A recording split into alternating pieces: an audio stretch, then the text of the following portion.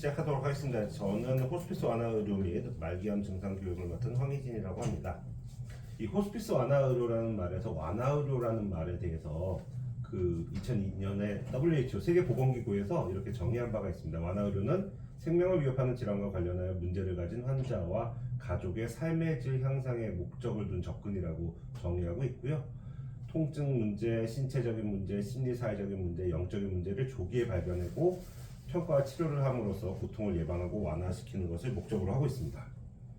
여기 오시는 분들이 주로 겪으시는 증상이 이제 제일 심한 게 통증이죠. 사실 안 아픈데 여기 오는 분 별로 없고, 이제 기운 없다, 피로하다라고 호소하시는 분들, 변비, 호흡곤란, 구역질, 구토, 또 뒤에서 강조해서 설명드리겠지만 선망이라는 거 겪으시는 분들도 많고, 이제 불안, 우울들도 많으십니다.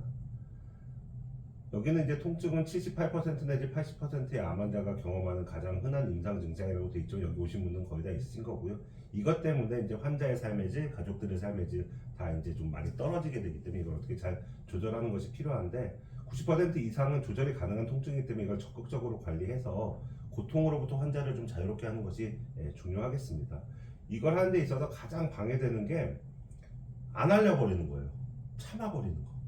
그럼 우리가 뭐 알 길이 없거든요. 그러니까 아프다고 꼭 알려주시는 게 필요한 거고, 진통제, 마약성 진통제를 주로 쓰게 되는데 거기에 대해서도 인터넷에 워낙 헛소리들이 많아가지고 중독이 일어난다 뭐 이런 얘기들 하는데, 제가 의사된 지 24년 됐거든요. 아직 한 명도 못 봤거든요. 50년 하다 보면 한 명 보겠죠.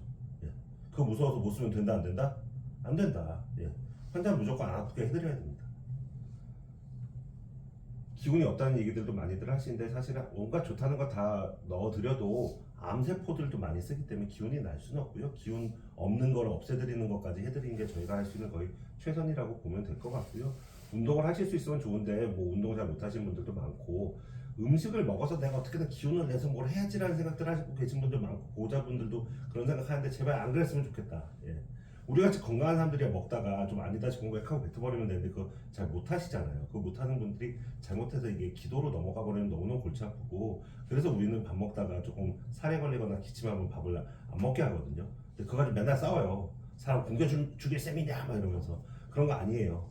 그리고 뿌연 그 영양제 같은 것들 달아놨는데 그거 하나만 가지고도 밑에 있는 중환자실 환자들은 몇 달 동안 누워있다가도 다들 회복하시거든요. 그러니까 영양실조 같은 거 안 생깁니다. 정치인들도 왜 가끔 단식 투쟁한다면서 한 달을 굶었는데 멀쩡하게 잘 일어나잖아요. 그 링겔 맞으면서 하는 거거든요. 그건 사실상 단식이 아니죠. 변비도 많이들 호소하십니다. 왜냐하면은 이제 사람이 뛰어다니거나 걸어 다녀야지 변비가 안 생기는데 누워만 계시다 보면 생기기가 쉽고, 또 저희가 드리는 마약성 진통제 자체가 또 변비를 유발한다고 되어 있습니다. 그래서 맨날 하루에 한 번씩은 꼭 물어볼 거예요. 병 보셨어요? 물어보면 이제 아유 먹을 것도 안 주면서 맨날 똥 놓냐고 물어보냐고 화내시는데, 그게 아니고 이게 잘못하다가 막혀버리면 너무 골치 아프기 때문에. 제가 학생 때 20세기 때는 20세기 말에는 이걸 뚫어줘야 된다는 개념이 별로 없던 때는 이렇게 입으로 변 비슷한 것들 나오는 분들도 있었거든요. 그러니까 그런 일은 없어야 된다. 어떻게든 빼내줘야 된다. 뭐 설사약을 드리든 뭐 좌약을 드리든 뭐 관장을 해서라도 어떻게든 빼드려야 되는 게 맞습니다. 숨차는 분들도 너무 많은데, 사실은 뭐 숨차는 원인은 너무너무 여러 가지가 있을 수 있죠. 그래서 이제 뭐 호흡기에 진짜 문제가 생긴 분들도 있고, 빈혈 때문에 생기는 분들도 있고, 뭐 여러 가지 문제들이 있는데, 복수가 이렇게 차올라도 숨이 찰 수가 있거든요. 폐가 눌리기 때문에. 그래서 여러 가지 이유들이 있지만, 그런 분들 아닌 분들 중에서도 이제 호흡곤란을 호소하시는 분들이 좀 있는데, 불안 때문에 그러신 분들이 되게 많습니다. 사람이 기침하거나 좀 이러다 보면 약간 숨 찰 수 있거든요. 그러면 순간적으로 이 환자분들은 불길한 생각들이 떠오르거든요. 이러다가 죽는 거 아닌가 이 생각이 안 들 수가 없기 때문에 그때 막 이제 숨차다라고 얘기하는데, 실제 내 몸에 모질란가를 손가락에다 이렇게 기계 같은 걸로 재보면 숫자 잘 나오거든요. 그런 분들한테 그럼 무슨 치료가 필요하냐? 소량의 항불안제가 큰 도움이 된다. 그래서 여기 마지막에 항불안제가 있는 겁니다. 그것도 또 뭐 약들 열심히 찾아보시다 보면은 우리 뭐 정신과 환자도 아닌데 왜 이런 약 줘야 하시는 분들인데, 그래서가 아니라 불안을 개선함으로써 호흡곤란을 줄이는 데 도움이 되기 때문에 이런 약제들을 쓰기도 합니다.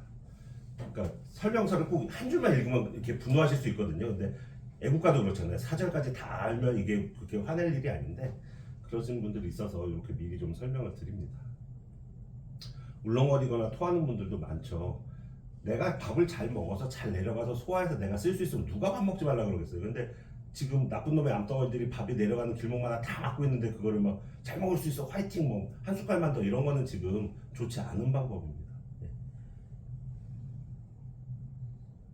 그러니까 배가 고파서 눈물이 나면 조금 드시는 정도. 예. 어거지로 먹으려다 잘못 드시는 분들이 너무 많아서. 예. 오늘 아셔야 될 단어가 두 가지가 있는데 그 첫 번째 단어가 이 선망입니다. 한자 어려워서 저도 못 쓰는 한자인데 헛소리 섬에다가 노망날 망을 씁니다. 전혀 다른 사람이 되는 거거든요. 쉽게 말하면 급성 치매같이.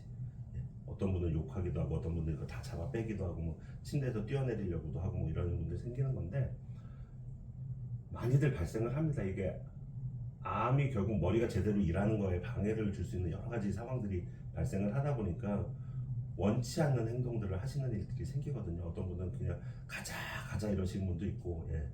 그런 분도 있어서 되게 보호자들도 되게 힘드시고 이러는데 이런 일이 생기는 거에서 막을 수 있는 가장 좋은 방법, 낮잠을 재우지 말자. 예. 낮잠 자고 나면 밤에 또렷이 깨가지고 계속 밤새 그러시거든요. 낮에 어떻게든 뭐 전화를 하게 해주든 뭐 영상 통화를 시키든 노래를 부르든 뭐 휠체어를 타고 뭐 어떻게 하든 해서 낮잠을 적어도, 예, 저녁밥 먹기 그 전후에는 좀 안 자고 좀 있다가 오전에 주무신 건 어쩔 수 없는데 좀 어떻게든 끌다가 잘 주무시면 이게 좀 덜합니다. 그리고 또 하나는 이렇게 난리 칠 때 평소에 알던 얼굴, 평소에 알던 목소리가 와서 안정을 시켜줘야지 안정이 되지. 생전 처음 보는 의사가, 생전 처음 보는 간호사가 와서 괜찮아요 백날해봐야 소용이 없거든요. 그래서 이런 증상들이 심하실 때 보호자분들 꼭 계셔달라고 저희가 부탁을 드리는 이유가 요 앞에 사니까 금방 올게요. 그 30분 동안이 난리기 때문에. 예, 그래서 계시라고 저희가 아마 이번 장 처음 드릴 때도 설명을 드렸을 겁니다. 근데 이것도 조절할 수 있는 약들이 다 있습니다. 근데 한 번에 확 써버리면 또 환자가 너무 깔아앉을 수도 있기 때문에 생겼어요 따라가고 생겼어요 따라가고 야금야금 따라갈 수밖에 없기 때문에 며칠 고생은 하지만 또 안정화되는 방법들도 있기 때문에 너무 처음부터 좌절하실 필요는 없습니다. 불안과 우울도 많이들 호소하십니다. 그래서 이 정도 약이 들어가면 이 사람 안 아플 법도 한데 왜 아파하지? 이 정도 약 들어가면 이 사람 숨 안 찰 법도 한데 왜 숨차지 하는 분들의 대부분은 이 불안과 우울이 깔려있기 때문에 지금 이 상황에서 뭐 신나고 해피하고 이런 사람은 없기 때문에 조그만 이런 자극들에도 얼마든지 더 불안해지고 더 우울해질 수 있거든요. 이럴 때는 약물 치료가 큰 도움이 됩니다. 사실은 이 암이라는 병 처음에 진단받았을 때 생각해 보세요. 하늘이 무너질 것 같았지만 하나도 안 무너졌거든요. 그런 대로 지내시다가 무슨 일이 하면 뻥 터지고 뻥 터지고 뻥 터져서 보통 여기 오시기 전에 대여섯 번 놀라셨을 거고 여기 오고 나서 한 대여섯 번 놀라신 게 전반적인 코스인데 사실은 저런 병, 저 왼쪽에 있는 저런 코스를 밟기 때문에 다들 지치시는 병이기도 하죠. 그 질질 끈다고 싫어하시는 분들도 있는데 또 다른 병을 생각해 보면은 어르신들 왜 노인들 폐렴 걸려가지고 뭐 일주일도 안 돼서 갑자기 돌아가시는 분들 생각하면 또 다 나름대로의 또 장점도 있습니다. 뭔가 삶을 정리할 수 있는 시간의 확보, 뭐 가족 간의 화해를 좀 할 수도 있고 뭐 재산 정리를 좀 하실 수 있는 시간의 확보가 된다는 장점도 있는 거긴 하니까요. 이렇게 파악하시면 될 것 같습니다. 오늘 아셔야 될 두 번째 단어가 이겁니다. 완화적 진정. 저희가 지금 계속 앞에부터 설명 통증서부터 쭉 말씀드린 게 증상을 어떻게 완화시킬 건가에 이제 초점을 두고 말씀을 드리는 건데 이 증상 완화가 잘 되면 좋은데 온갖 걸 잘 써도 안 될 때가 있거든요. 그럴 때는 마취도 아니고 수면도 아니고 그 중간 좀 깊은 잠, 예, 환자를 좀 진정을 시켜놓는 거죠. 그렇게 해서 환자가 괴로움에 빠지는 시간 내지는 그 강도 자체를 최대한 줄여보려고 하는 방법이 있습니다. 저희 마음대로 하진 않고요. 보호자들한테 다 설명하고 동의서 받고 시행은 하는데 이것도 인터넷에 보면 되게 나쁘게 써놓은 사람도 있어요. 환자 잠만 재우고 지들은 말이야 맛있는 거 먹으면서 히덕거린다고 막 써놓은 그게 아니고 그걸 해서라도 환자는 최대한 덜 아파야 되고 덜 괴로워야 된다 라는 거고 이런 거 하게 되면 오히려 혈압, 맥박, 호흡 이런 것들 다 괜찮은지 더 자주 들여다봐야 되기 때문에 훨씬 더 힘이 들지만 그럼에도 불구하고 환자한테 이롭기 때문에 이런 것들을 하고 있습니다. 여기까지가 제가 준비한 강의고요. 경청해 주셔서 감사합니다. 혹시 질문?